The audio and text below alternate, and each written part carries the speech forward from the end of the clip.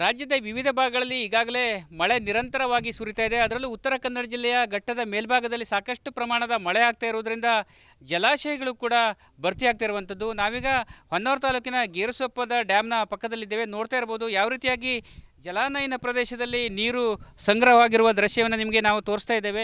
ಈಗಾಗಲೇ ಘಟ್ಟದ ಮೇಲ್ಭಾಗದಲ್ಲಿ ಅಂದರೆ ಶಿವಮೊಗ್ಗ ಭಾಗದಲ್ಲಿ ಸಾಕಷ್ಟು ಪ್ರಮಾಣದ ಮಳೆ ಆಗ್ತಿರೋದ್ರಿಂದ ಶರಾವತಿ ನದಿ ಕೂಡ ಭರ್ತಿ ಆಗ್ತಾ ಇದೆ. ಈ ಹಿನ್ನೆಲೆಯಲ್ಲಿ ಉತ್ತರ ಕನ್ನಡ ಜಿಲ್ಲೆಯ ಹೊನ್ನಾವರ ತಾಲೂಕಿನಲ್ಲಿರುವ ಈ ಅಣೆಕಟ್ಟುಗಳು ಕೂಡ ಭರ್ತಿ ಆಗ್ತಿರುವಂಥದ್ದು. ಸುಮಾರು 55 ಮೀಟರ್ ಎತ್ತರದ ಈ ಒಂದು ಅಣೆಕಟ್ಟಿನಲ್ಲಿ ಈಗಾಗಲೇ ಸುಮಾರು 47 ಮೀಟರ್ ನೀರು ಕೂಡ ಸಂಗ್ರಹವಾಗಿರುವಂಥದ್ದು. ಈಗಾಗಲೇ ಸಂಬಂಧಪಟ್ಟ ಅಧಿಕಾರಿಗಳು ಕೂಡ ನದಿ ಪಾತ್ರದಲ್ಲಿರುವ ಗ್ರಾಮಗಳ ಜನರಿಗೆ ಕೂಡ ಎಚ್ಚರಿಕೆಯನ್ನು ನೀಡಿದ್ದಾರೆ. ಈಗಾಗಲೇ ಲಿಂಗನಮಕ್ಕಿ ಜಲಾಶಯದಿಂದ ಅಂದರೆ ರಾಜ್ಯದಲ್ಲಿ ಅತಿ ದೊಡ್ಡ ಎತ್ತರವಾಗಿರುವಂಥ ಜಲಾಶಯ 1819 ಅಡಿ ನೀರು ಕೂಡ ಸಂಗ್ರಹವಾಗಿರುವಂಥದ್ದು.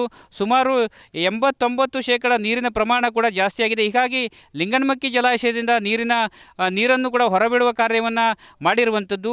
ಒಂದು ವೇಳೆ ಲಿಂಗನಮಕ್ಕಿ ಜಲಾಶಯದಿಂದ ನೀರು ಬಿಟ್ಟಲ್ಲಿ ಅವೆಲ್ಲ ನೀರು ಕೂಡ ಶರಾವತಿ ನದಿಯನ್ನು ಸೇರಿಕೊಳ್ಳುತ್ತೆ.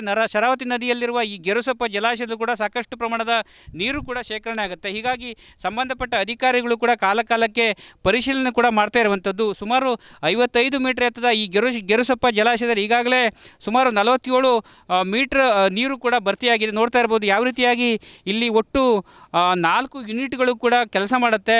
60 ಮೆಗಾವ್ಯಾಟ್ ಸಾಮರ್ಥ್ಯದ 4 ಯೂನಿಟ್ಗಳಲ್ಲಿ 240 ಮೀಟರ್ 40 ಮೆಗಾವ್ಯಾಟ್ ವಿದ್ಯುತ್ತನ್ನು ಉತ್ಪಾದನೆ ಮಾಡಲಾಗ್ತಾಯಿದೆ.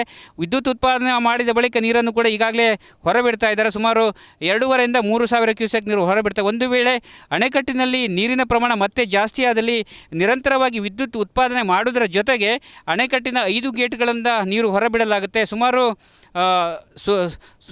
ಈಗಾಗಲೇ ಸುಮಾರು ಒಂದು 50,000 ರಿಂದ 60,000 ಕ್ಯೂಸೆಕ್ ನೀರನ್ನು ಹೊರಬಿಟ್ಟದೆ. ಆದಲ್ಲಿ ಸುಮಾರು 900ಕ್ಕೂ ಹೆಚ್ಚು ಜನರು ಕೂಡ ತೊಂದರೆ ಅನುಭವಿಸಲಾದರೆ ಒಮ್ಮೆ ಏಕಕಾಲದಲ್ಲಿ 1 ಲಕ್ಷ ಕ್ಯೂಸೆಕ್ ನೀರನ್ನು ಹೊರಬಿಟ್ಟಲ್ಲಿ ಶರಾವತಿ ನದಿ ತೀರ ಪ್ರದೇಶದ ನೂರಾರು ಕುಟುಂಬಗಳು ಈಗ ಸಂಕಷ್ಟವನ್ನು ಅನುಭವಿಸಿದ್ದಾರೆ. ಈ ಹಿನ್ನೆಲೆಯಲ್ಲಿ ಸಂಬಂಧಪಟ್ಟ KPC ಅಧಿಕಾರಿಗಳು ಕೂಡ ಈಗಾಗಲೇ ಪ್ರಕಟಣೆಯನ್ನು ಕೂಡ ನೀಡಿದ್ದಾರೆ. ಯಾಕಂತೇಳಿದ್ರೆ ಶರಾವತಿ ನದಿಯ ಅಂದರೆ ಗೇರುಸೊಪ್ಪ ಡ್ಯಾಮ್ ಆಗಿರ್ಬೋದು ಅಥವಾ ಶಿವಮೊಗ್ಗ ಜಿಲ್ಲೆಯ ಲಿಂಗನಮಕ್ಕಿ ಡ್ಯಾಮ್ ಆಗಿರ್ಬೋದು ಎಲ್ಲೆಡೆ ಕೂಡ ಏಕಕಾಲದಲ್ಲಿ ಒಂದು ವೇಳೆ ನೀರು ಬಿಡುವ ಸಾಧ್ಯತೆಗಳ ಬಗ್ಗೆ ಜನರಿಗೆ ಎಚ್ಚರಿಕೆಯನ್ನು ನೀಡಿದ್ದಾರೆ. ಆದರೆ ಈಗ ಮಳೆ ಕೊಂಚ ಕಡಿಮೆ ಆಗಿರೋದ್ರಿಂದ ಲಿಂಗನಮಕ್ಕಿ ಜಲಾಶಯದಿಂದ ಸುಮಾರು 11% ನೀರು ಭರ್ತಿಯಾಗೋದು ಬಾಕಿ ಇದೆ. ಹೀಗಾಗಿ ಪರಿಸ್ಥಿತಿಯನ್ನು ಅರಿತು ಅಂದರೆ ಮಳೆಯ ಪ್ರಮಾಣವನ್ನು ಅರಿತು ಈಗಾಗಲೇ ನೀರನ್ನು ಹೊರಬಿಡುವ ಒಂದು ನಿರ್ಣಯವನ್ನು ಅಧಿಕಾರಿಗಳು ಕೂಡ ಮಾಡ್ತಾ ಇರುವಂಥದ್ದು.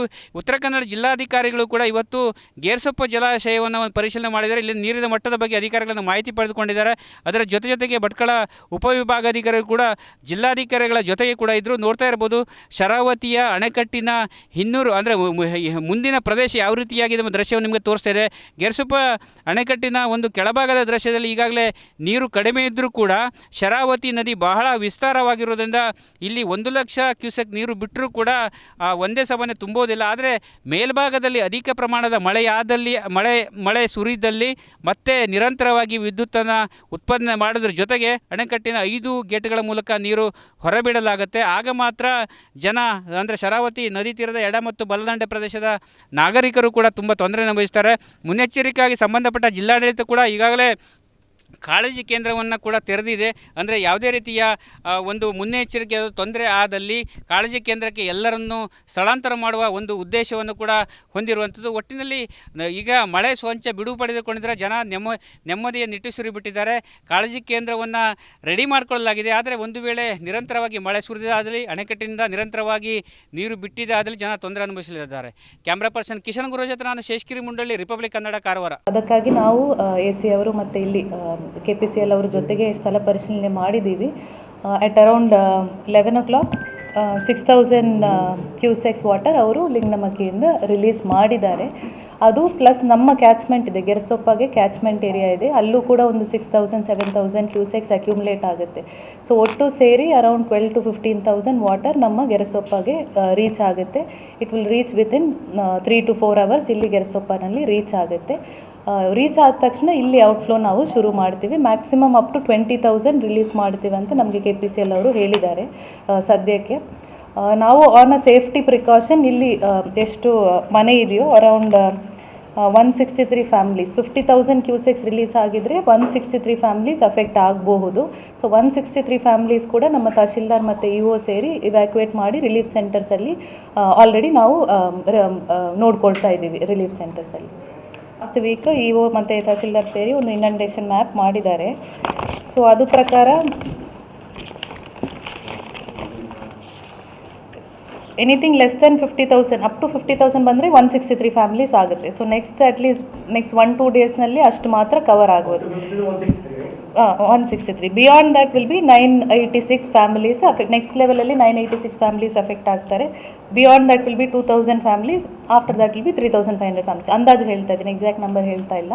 So this is the inundation map ನಮ್ಮ. Okay, so anything less than up to 50,000 163 families affect ಆಗ್ತಾರೆ. 50 to 75,000ಗೆ ಅರೌಂಡ್ 986 ಫ್ಯಾಮ್ಲೀಸ್ ಅಫೆಕ್ಟ್ ಆಗ್ತಾರೆ. Beyond that 2,000 families up to 1 lakh cusecs and beyond 1 lakh cusecs entire place 3,500 families affect ಆಗ್ತಾರೆ. So ಅಷ್ಟು ಮಟ್ಟಕ್ಕೆ ಹೋಗಲ್ಲ, because inflow ಕೂಡ ಕಡಿಮೆ ಆಗಿದೆ. ಲಿಂಗನಮಕ್ಕಿನಲ್ಲೂ ಕಡಿಮೆ ಆಗಿದೆ, ನಮ್ಮ ಕ್ಯಾಚ್ಮೆಂಟ್ ಏರಿಯಾನಲ್ಲೂ ಕೂಡ ಇನ್ಫ್ಲೋ ಕಡಿಮೆ ಆಗಿದೆ, ಮಳೆ ಕೂಡ ಸ್ವಲ್ಪ ಕಡಿಮೆ ಆಗಿರೋದ್ರಿಂದ ಅಷ್ಟು ಲೆವೆಲ್ಗೆ ಹೋಗಲ್ಲ. 163ನಲ್ಲಿ ನೆಕ್ಸ್ಟ್ 2 ಡೇಸ್ ಮ್ಯಾನೇಜ್ ಆಗುತ್ತೆ. ಇವತ್ತು at least till tomorrow afternoon manage ಆಗುತ್ತೆ. If they are releasing more water KPCL ಅವರು ನಮಗೆ ತಿಳಿಸಬೇಕು. ಇಮಿಡಿಯೇಟ್ಲಿ ನಾವು ನೆಕ್ಸ್ಟ್ ಲೆವೆಲ್ ಕೂಡ ಶಿಫ್ಟ್ ಮಾಡ್ತೀವಿ. ರಿಲೀಸ್ ಮಾಡುವಂಥದ್ದು ಈಗ ನಮ್ಮ ಗೇರ್ಸೂಪರ್ ಡ್ಯಾಮಲ್ಲಿ ಜನರೇಷನ್ ಆದರೆ ನಮಗೆ 21,000 ಕ್ಯೂಸೆಕ್ಸ್ ಅಷ್ಟು ನೀರನ್ನು ನಾವು ಜನರೇಷನ್ ಮಾಡಿಬಿಡ್ಬೋದು. ಸೊ ಈಗ ನಮಗೆ ಒಟ್ಟು ನಮಗೆ ಈಗ 6,000 ಬಿಟ್ಟಿರೋದು ಪ್ಲಸ್ ಈಗ ಆಲ್ರೆಡಿ ನಮಗೆ ಜನರೇಷನ್ ಆಗಿ ಬರ್ತಿರೋದು ನೋಡಿದ್ರೆ 20,000 ಕ್ಯೂಸೆಕ್ಸ್ ಅಷ್ಟೇ, ಅದಕ್ಕಿಂತ ಕಡಿಮೆ ಆಗುತ್ತೆ. ಸೊ ಹಾಗಾಗಿ ಬಂದ ನೀರನ್ನು ಜನರೇಷನ್ ಮಾಡೇ ಹೋಗುತ್ತೆ.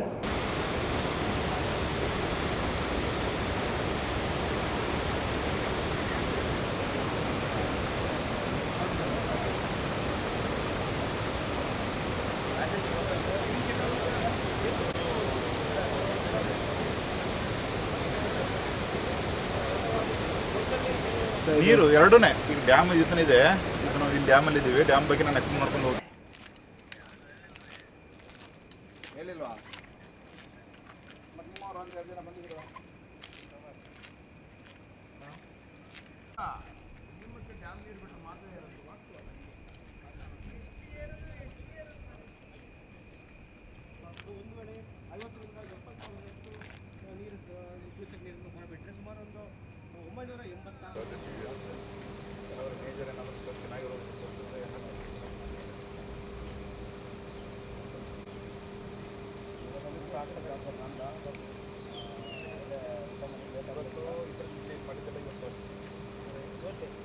ಎಲ್ಲ